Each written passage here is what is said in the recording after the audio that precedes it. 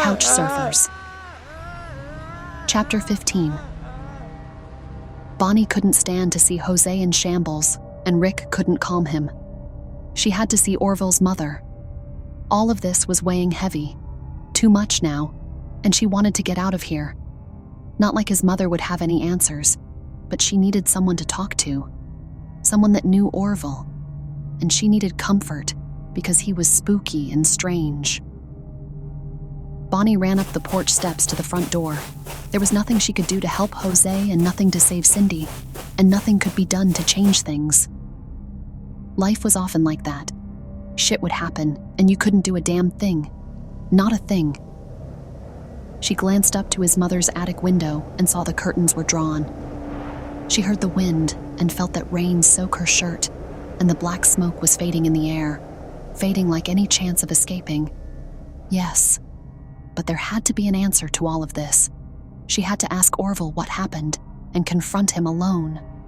She ran into the living room and saw all their bags and clothes scattered on the floor.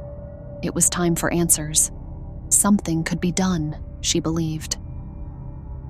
The stairwell creaked as she ran up and clutched the railing. The wood was coarse with splinters. The hallway was pitch black, with only a trace of gray gloom lighting it, just enough for her to find a door with the golden handle at the top. The door had a peak hole in the center, and she found that odd for an attic. The door was painted yellow and full of deep scratches.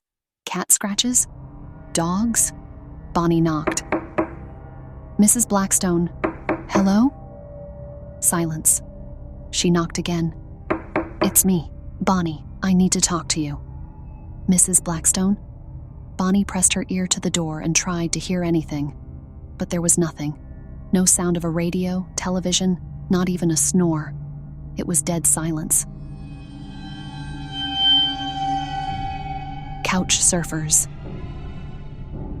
Chapter 16. Orville stared quietly through the peek hole. Bonnie was so beautiful with that blonde hair and those blue eyes, and she was perfect in that soft skin and innocent, despite what had happened last night. Those pills. They drugged her, raped her too. And he imagined his lips on hers like last night, and he trusted it was not a lie until he heard his mother's impatient whisper. Orville, what's wrong with you? He turned to face her in the rocking chair. She waved her finger in the air. Snap out of it. She's waiting for you out there. That poor girl is still knocking. Answer it. He kept still.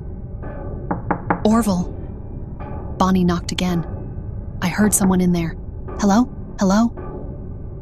Orville reached for a clean shirt and pants. The smell of the smoke lingered heavy in the room, and he needed something else to wear. There was the folded laundry he had slept next to last night.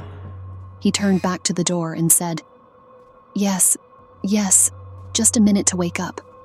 Sorry, Bonnie. I'll be right out. Meet me down in the kitchen. Can I talk to your mother?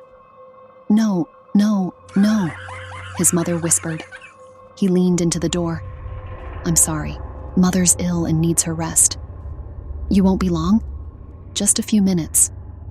Then he heard the girl's footsteps echo in the hallway outside and fade down the stairs. Mother said, That a boy, Orville? There's nothing to fear. She's a sweet little girl. It's the others that ruined this. Yes, Mother. She wants to see you. What are you waiting for? Orville stepped back to the door hole and glanced through again. The hallway was empty, her shadow no longer on those bare, barren walls, and her voice was no longer in the air. Mother was right. She wanted to see him again, this time in that red and white flowery dress of hers. How lovely she was to wear that today.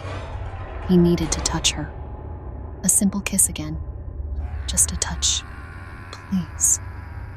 Just another kiss.